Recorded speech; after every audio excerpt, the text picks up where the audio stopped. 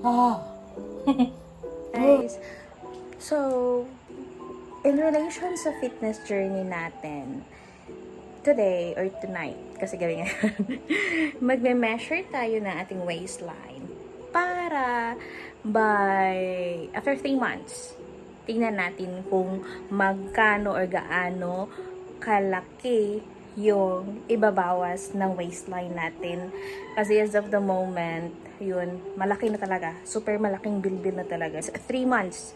3 months yung challenge natin sa yung first challenge regarding sa weight, kung sino yung may pinaka malaki yung nabawas na timbang, siya yung mananalo. So ngayon naman, for myself, i-measure ko kung gaano na kalaki yung waistline ko ngayon, pati yung hips ko ngayon.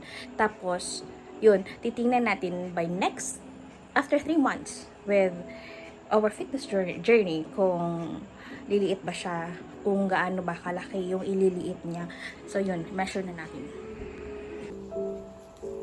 Okay, so mag-measure tayo ngayon ng ating waistline. Inches. Okay. Oh my gosh. So our waistline is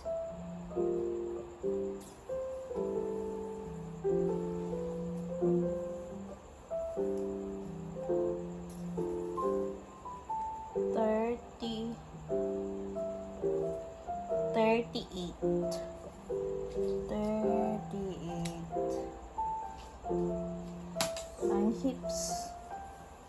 Ang hips naman ay tidididing.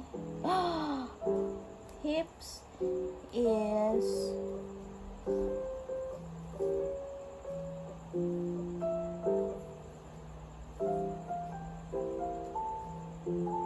42. Oh my gosh. Ah.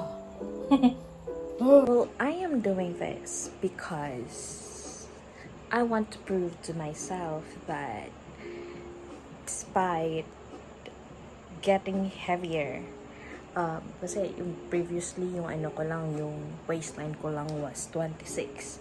That was 4 years ago. And now, it's already 69. So, I want to prove to myself na with my waistline na 38, 2XL, gusto ko siya maging large. And then, yung ano ko naman, yung weight ko naman, I want it na siguro kahit 10 kilos mabawas doon after 3 months, hopefully, kasi gusto ko patunayan na kaya ko, and I hope with this, sa mga manunood, ay maiinganyo dun sila. So, kailangan ko muna, patunayan ko muna sa sarili ko.